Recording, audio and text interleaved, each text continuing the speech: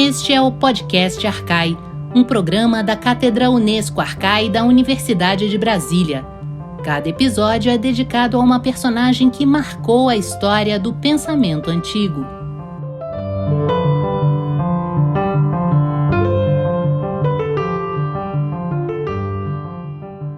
O personagem de hoje é o poeta Horácio e nosso convidado é o professor Guilherme Gontijo Flores, da Universidade Federal do Paraná. Eu sou Gustavo Gomes e junto comigo estão Gabriele Cornelli, Fernanda Pio e André da Paz. Saudação a todos que nos ouvem. Seja bem-vindo, Guilherme. Opa, muito obrigado pelo convite.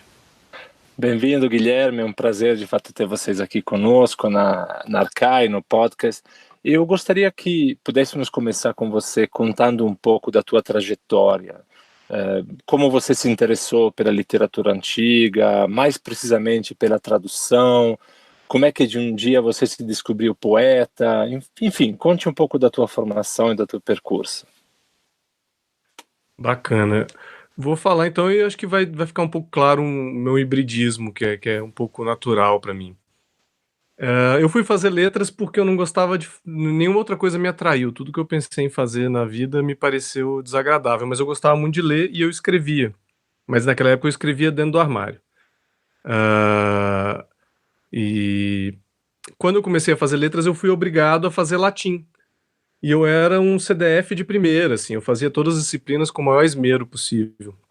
E comecei a fazer latim um pouco assim, interessado pelo fato de estar na origem da língua portuguesa, mas rapidamente, com as aulas do Raimundo Carvalho, eu me vi muito interessado, principalmente quando, agora eu nunca consigo lembrar se foi no fim do primeiro semestre do Latim 1 ou no início do Latim 2, ele trouxe Catulo pra gente. Eu lembro que ele trouxe, num período curto, ele trouxe o Vivamos, né, e o Poema do Passarinho.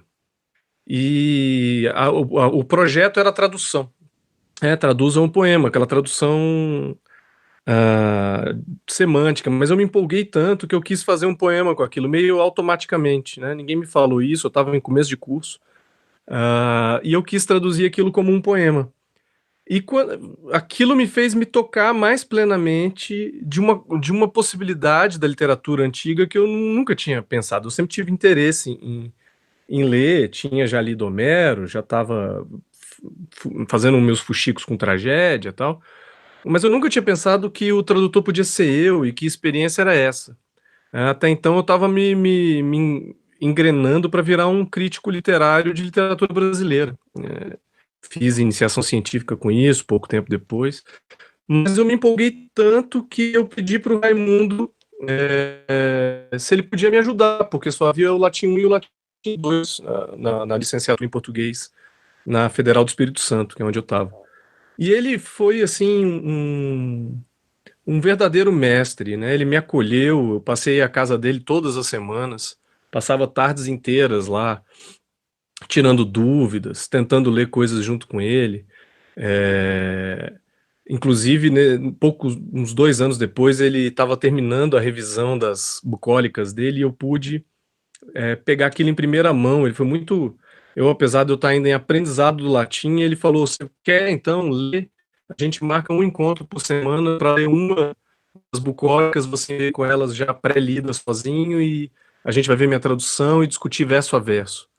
E aquilo para mim foi o grande aprendizado, né? O curso tem vários momentos muito felizes, mas a minha grande aula foi encontrar o Raimundo toda semana, lendo latim e discutindo tradução, né? E aquilo para mim virou uma paixão mesmo. Tanto que no fim do curso de letras eu decidi largar mesmo a literatura brasileira e enveredar para a tradução, e depois de fazer uma pesquisa razoavelmente, dentro das minhas possibilidades, né, razoavelmente profunda sobre o que estava traduzido em língua portuguesa, eu vi que Propécio não estava, e eu também estava descobrindo Propécio naquela época, eu fiquei encantado e decidi que eu faria isso no mestrado. Então fui para a UFMG para poder fazer um mestrado dessa vez mais oficialmente ligado à área de clássicas. Lá havia a possibilidade, né, então fui orientado pela Sandra Bianchetti e traduzi Propécio lá. Logo depois que eu passei, que eu fiz a defesa, em 2008, apareceu o concurso aqui na Federal do Paraná para mestre, e eu fiz, achando que ia ser só um aquecimento, um primeiro concurso para ver como é.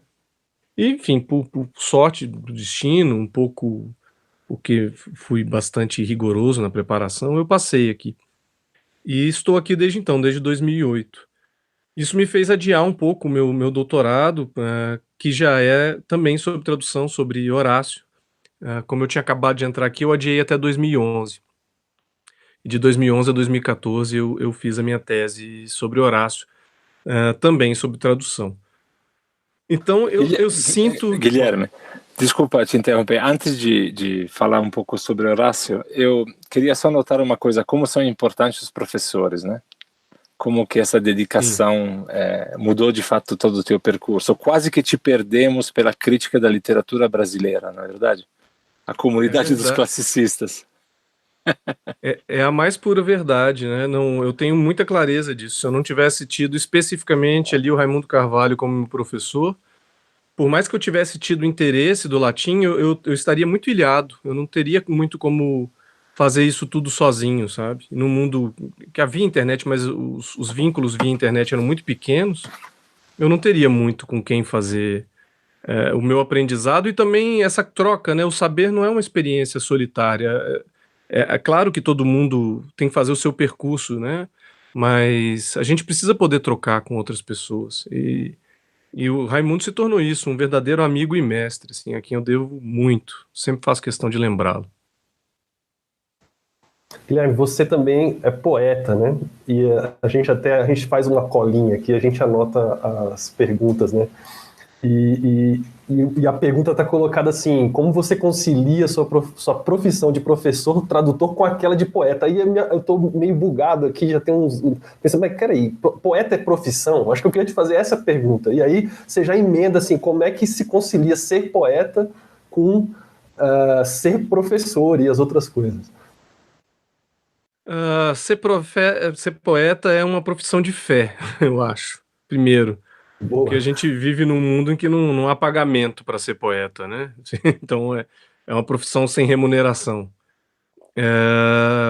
Mas eu diria o seguinte: a tradução é meu vínculo entre a academia e a vivência poética. Tanto que por muitos anos eu praticamente abandonei a escrita. Primeiro porque eu achava que o que eu escrevia era uma grande porcaria mesmo, é um efeito que o curso de letras infelizmente tem sobre muitos alunos. É verdade, eu tenho feito essa pesquisa com os mais jovens e é muito comum a pessoa entrar em letras porque escreve e sai sem escrever, né? Esse foi o meu caso também. Só que eu passei a escrever tradução, e tradução poética é um modo de lidar com a linguagem muito... Eu não gosto de dizer que é exatamente a mesma coisa, porque tem a parte da invenção, né, que é na poesia autoral, e que a tradução não dá do mesmo modo, embora uma tradução possa ser muito criativa. Então eu passei muitos anos escrevendo só tradução. E eu voltei de fato a escrever poesia no fim do meu período de mestrado e quando eu me mudei para cá. E novamente aqui eu encontrei um grupo de pessoas, era o Bernardo Brandão, que agora está na UFMG, era colega meu aqui, e dois alunos, o Adriano Scandolara e o Vinícius Bart, e a gente se reunia para discutir os poemas. Isso me fez voltar a querer escrever, sabe? Foi a presença de outras pessoas e a possibilidade de partilha me fez voltar a escrever. Agora, o convívio para mim eu diria que é esse. Eu gosto de acreditar que existe uma possibilidade da academia funcionar como um centro de experimento de linguagens e, portanto, um centro de experimento poético, né?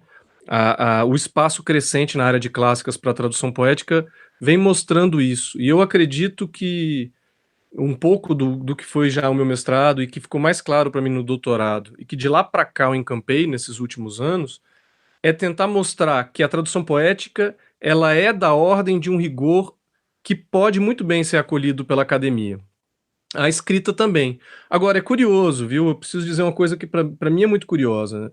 Eu sou escritor, tenho poemas, tenho um romance, mas eu não posso colocar, não é adequado eu colocar no meu currículo Lattes isso como produção minha. Eu acho isso ainda da ordem de um fiasco nosso de pensamento do que é uma área de letras, no meu caso, que vem de letras, né?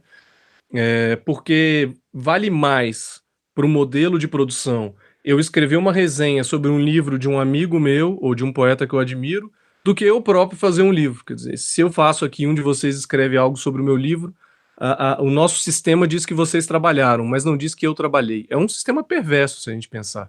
Que a produção literária vale menos do que a crítica sobre a tradução. Certamente, isso é claramente um problema. E não é somente nessa questão da literatura, mas mesmo em outros âmbitos do saber, digamos. Há um roubo que eu acho que tem um pouco a ver com a maneira como estruturamos nosso conhecimento de forma capitalista, de certa maneira.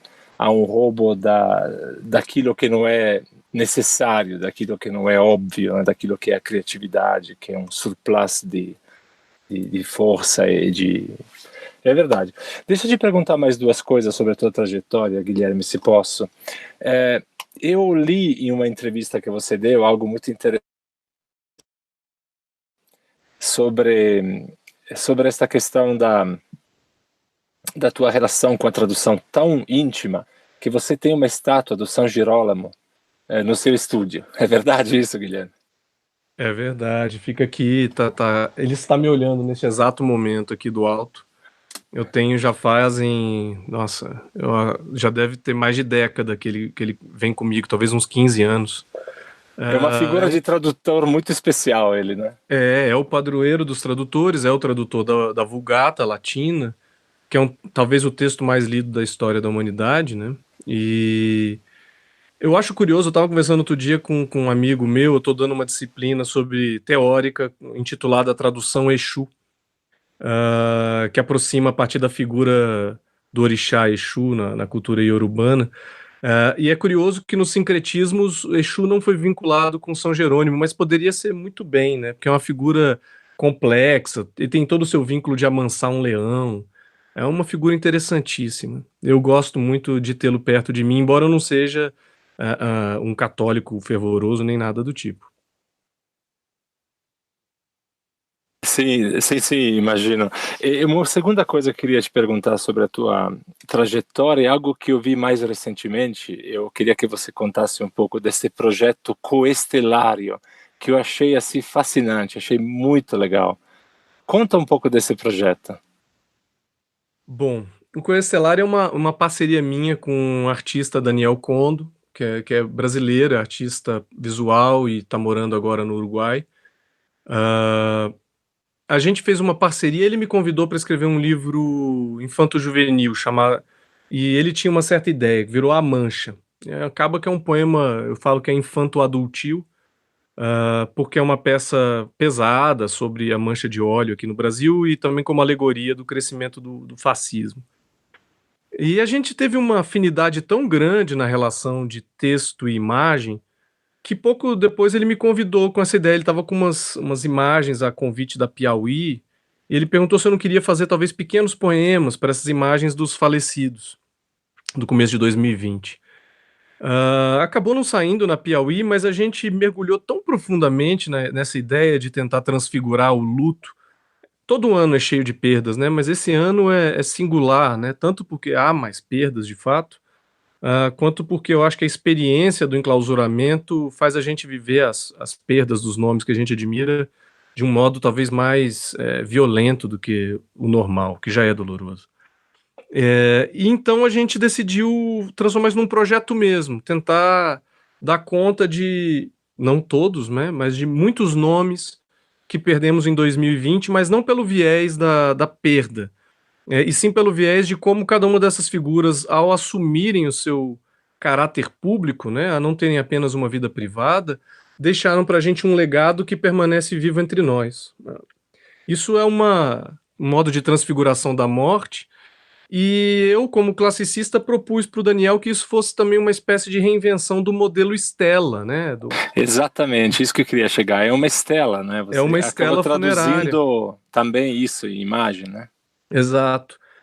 Mas reinventando, né? Então, claro, li demais epigramas, e tanto os factuais quanto os literários na vida, e eu queria, de algum modo, reinventar esse modelo para um modelo contemporâneo. tanto na dicção quanto nas possibilidades da imagem, né? Se lá o que a gente tem que nos chegou é pedra, aqui tem sempre uma imagem que lembra um pouco o papelão, mas é uma produção digital, né? Então, e tem algo da estela antiga que eu acho fascinante, que muitas vezes a gente tem essa vivência como se o morto estivesse vivo falando com a gente, né? Eu não uso muito a técnica do morto falando, mas essa sensação de que é uma pervivência, né? Aquela inscrição é uma pervivência entre nós, algo com o qual a gente segue dialogando. Esse foi o plano. E a Companhia das Letras encampou. A gente apresentou para a Companhia das Letras e eles encamparam a ideia de colocar no blog deles e também no Instagram, criar um Instagram próprio.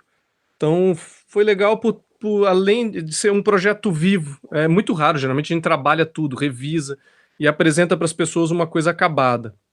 O Coestelário é um projeto em andamento. Eu e o Daniel também vamos criando entrosamentos, rediscutindo coisas à medida que o tempo passa. Essa tem sido para mim tem me feito bem, tenho que dizer isso, espero que para os outros também.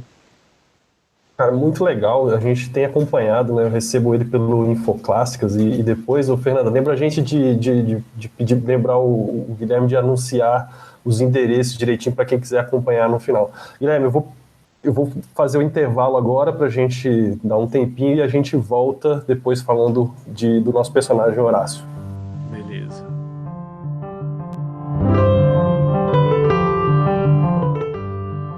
Você ouve Podcast Arcai, da Cátedra Unesco Arcai sobre as origens plurais do pensamento ocidental, da Universidade de Brasília. Assine o nosso conteúdo no lugar em que você costuma ouvir os seus podcasts. E não se esqueça de deixar seus comentários. Fique por dentro de tudo o que rola na cátedra em arcai.unb.br. Vou repetir, arcai, com ch.unb.br.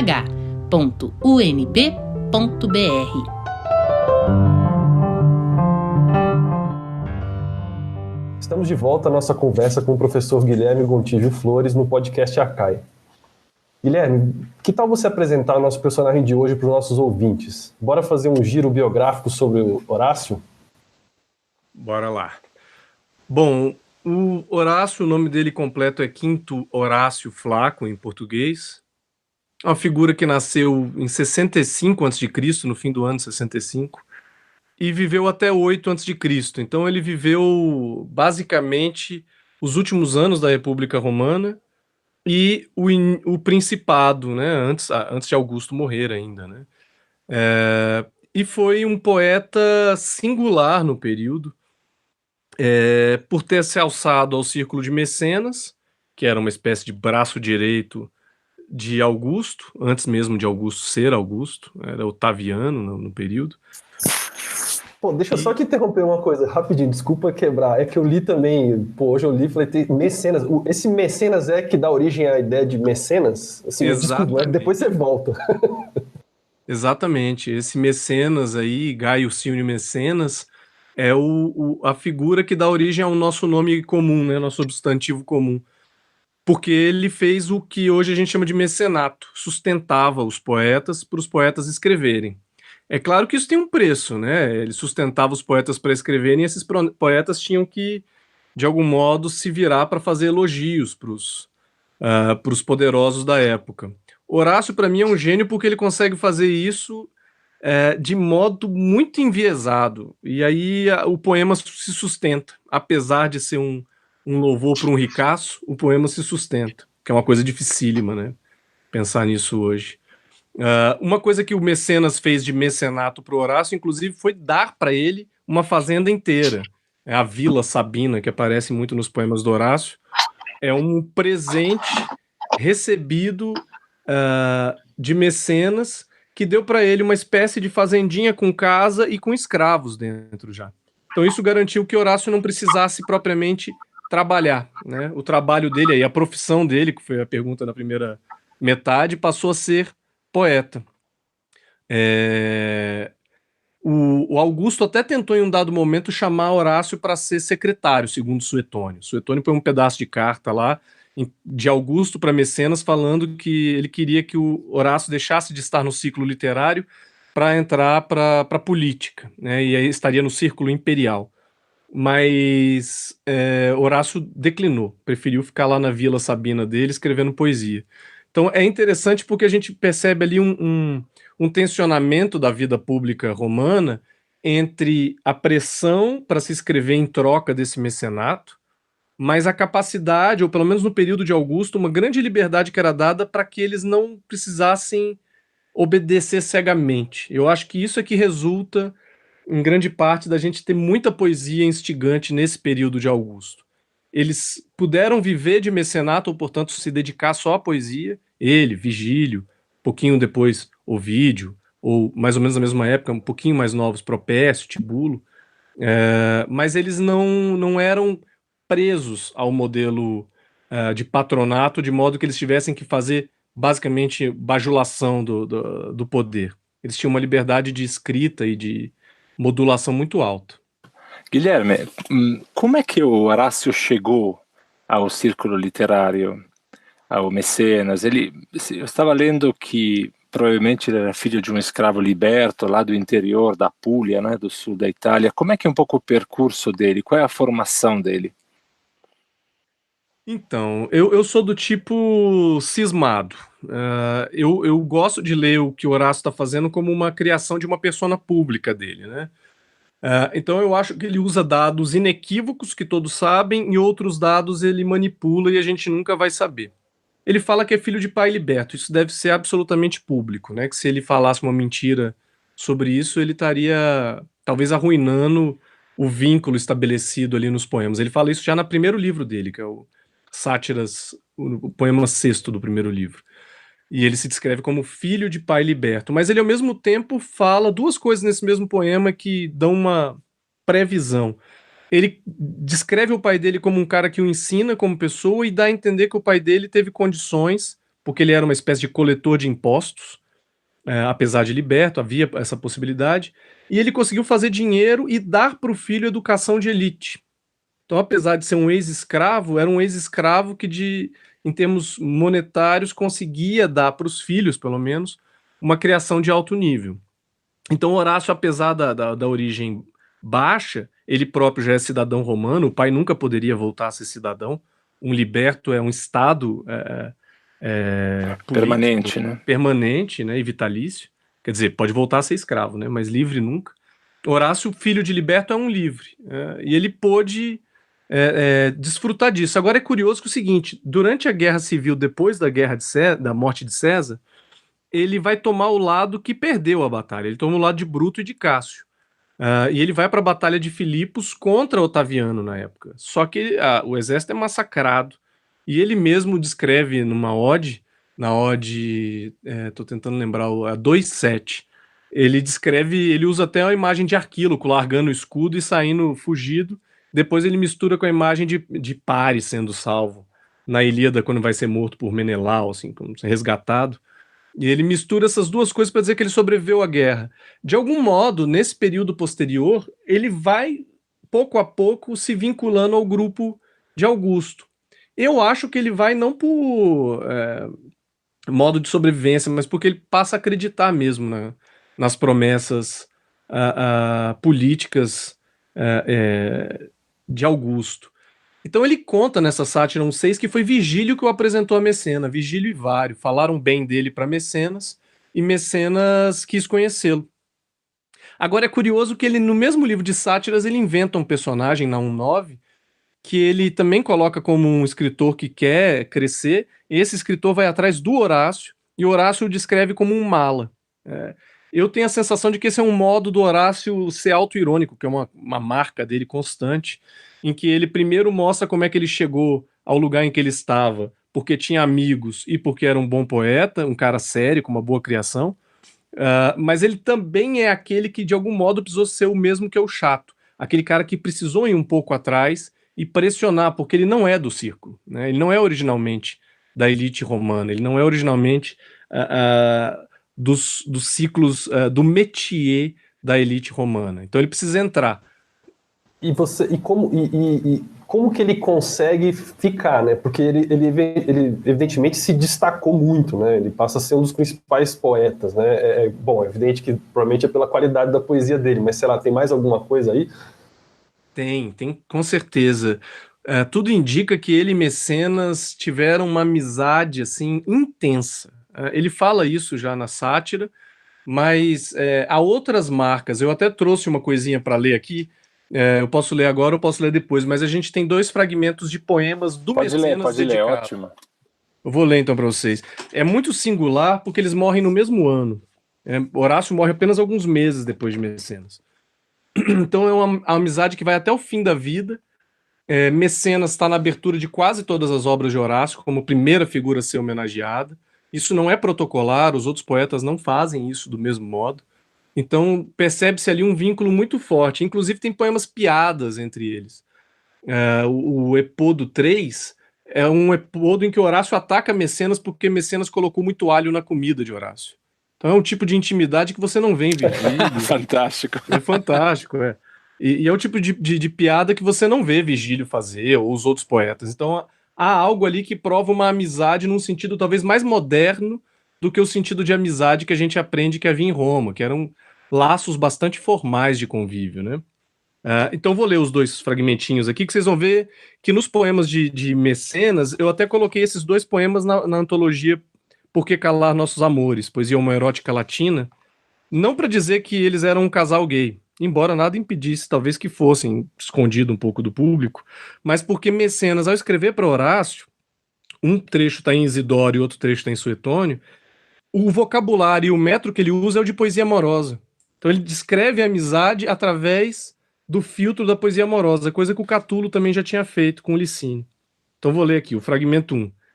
Minha vida, as luzentes esmeraldas, ou berilos brilhantes, ó meu flaco, nem as pérolas alvas eu te peço, nem o anel mais polido em lima tinha, nem as joias de jáspide incrustada. Então, primeiro ele chama Horácio de minha vida, né? E não pede joias. O resto do poema a gente não tem. No segundo, mais curto ainda, é assim: se eu não te amo bem mais que as minhas vísceras, caro Horácio, verás teu companheiro mais raquítico que um jumentozinho. Então aqui há uma comparação de afetividade com o outro que é maior do que a si próprio, né? Vocabulário típico da poesia elegíaca, por exemplo. Eu acho esse vínculo dos dois muito fora da curva do que a gente tem na descrição da vida política. Embora a gente saiba que os romanos eram grandes brincalhões, né?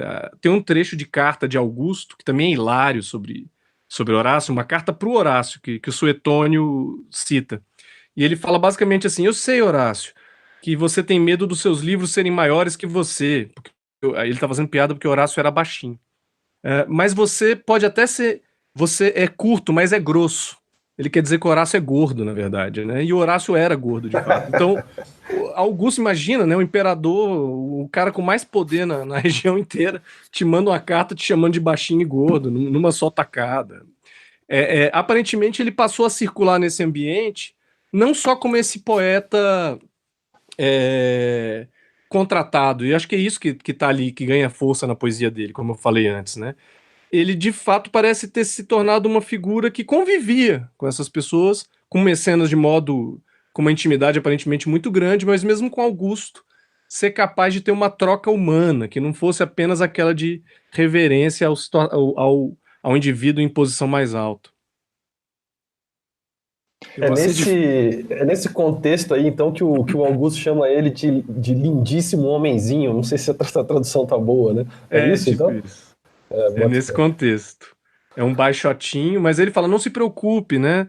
Você, como seus livros, é pequeno, mas é gordo. Quer dizer, ele tá dizendo que o livro do Horácio é denso, bom, né? né? Mas ele aproveita para fazer piada. Claro, muito bom. Fantástico, né? Fantástico. Guilherme, conta um pouco, a gente leu por aí que talvez Horácio teria passado pela academia em Atenas e teria tido contato com alguns desses movimentos filosóficos da época dele. O que você pode contar para a gente sobre isso?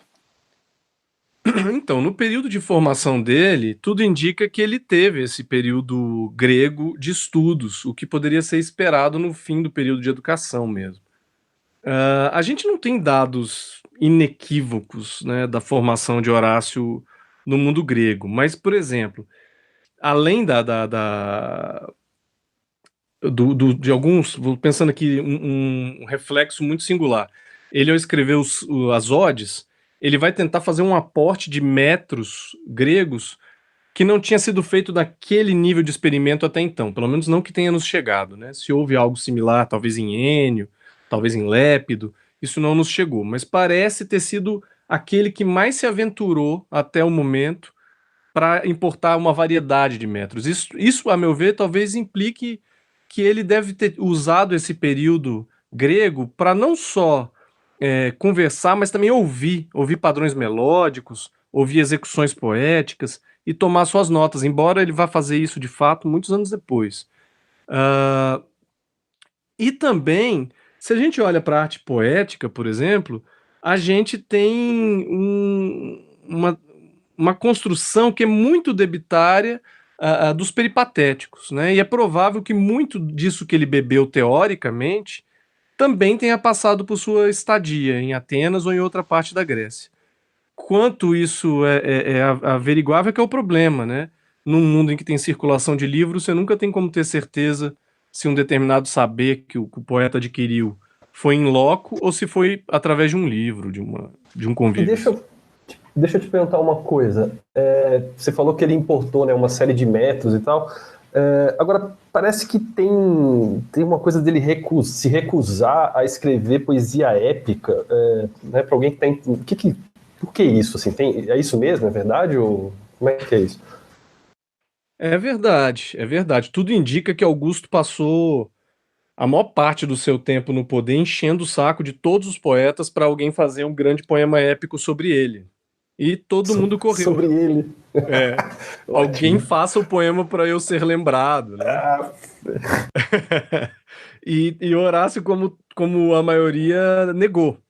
Isso é tão sistemático como organização dos gêneros literários que hoje em dia tem um nome técnico, né, que é a recusatio, ou recusácio, que é uma recusa, mas que nunca é uma recusa plena. Então, Horácio vai falar que não vai fazer um poema épico para Augusto, mas ele, em contraponto, oferece um poema lírico, oferece um poema satírico, que seria nas epístolas, né, uma sátira elevada.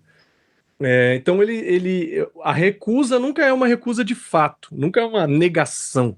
Ela é um modo enviesado de sair do epos e ir para gêneros médios ou baixos, mas ainda assim fazer com que o poema seja aceito. O único que topou a aventura de fato, e vejam que malandro que era, foi Vigílio, né? E Vigílio, claro, ele presta lá suas homenagens a Augusto, presta nas bucólicas, presta nas geórgicas, mas quando ele vai escrever uma épica, ele sai do que era o padrão romano até então, que era escrever poemas históricos, né? Várias épicas romanas pré-vigilianas são mais históricas do que míticas, e Vigílio é o grande nome que volta a escrever a epopeia mítica. Quer dizer, ele decide louvar Augusto, mas sem fazer um louvor contínuo e direto. Ele vai enxertar Augusto em alguns momentos-chave para fazer o seu louvor dentro da épica. Horácio não quis fazer épica, falava que, né, nos poemas falava que aquilo não era para ele, não era o temperamento dele, o que me parece muito verdade.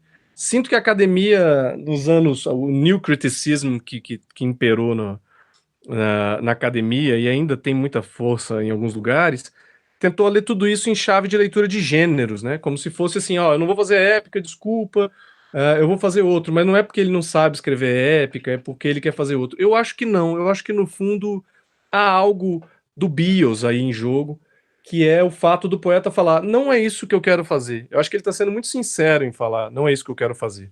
Não é só um mecanismo entre gêneros. Cara, muito bom. Eu tô aqui me coçando, porque a gente tem um monte de perguntas, mas infelizmente nosso tempo acabou. Queria te perguntar só uma última coisa, que é no que você está trabalhando agora de poesia, se citar, né? E onde que as pessoas podem encontrar mais sobre o seu trabalho, além do Coestelário, que está no Instagram. Depois a gente vai colocar na descrição do episódio. Enfim, só para a gente terminar mesmo, e já te deixo o meu muito obrigado. Bom, durante a pandemia, eu lancei um livro, um poema-livro. Eu decidi fazer online, porque, enfim, ninguém tá indo na livraria comprar nada, e era curto. Se chama Avesta Áporo Antígona. É uma recriação muito livre de umas imagens a partir do Áporo, do Drummond, e a partir do mito de Antígona.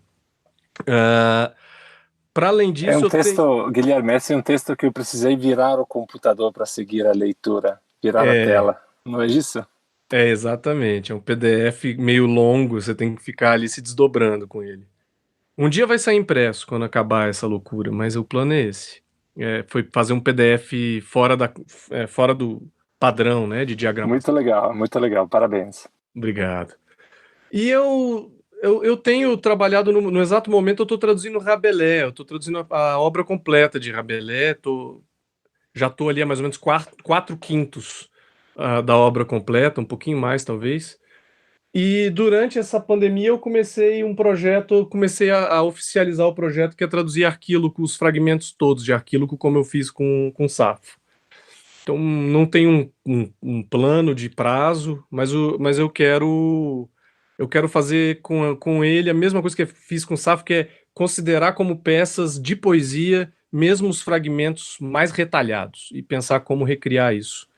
São duas obsessões, então, que estão na minha cabeça agora, Rabelais e Arquíloco. Muito obrigado, Guilherme, por estar conosco. Não é todo dia que podemos conversar com um poeta, um escritor e um classicista, um colega classicista. Muito obrigado mesmo e esperamos nos encontrar e te ler em breve. Muitíssimo obrigado pelo convite, foi ótimo conversar com vocês. Este foi o episódio número 4 do podcast Arcai. Hoje falamos sobre Horácio com o professor Guilherme Gontijo Flores. Obrigado a todos que nos ouviram. Nosso próximo personagem será Augusto, sobre quem conversaremos com o professor Paulo Martins, da Universidade de São Paulo. Até lá!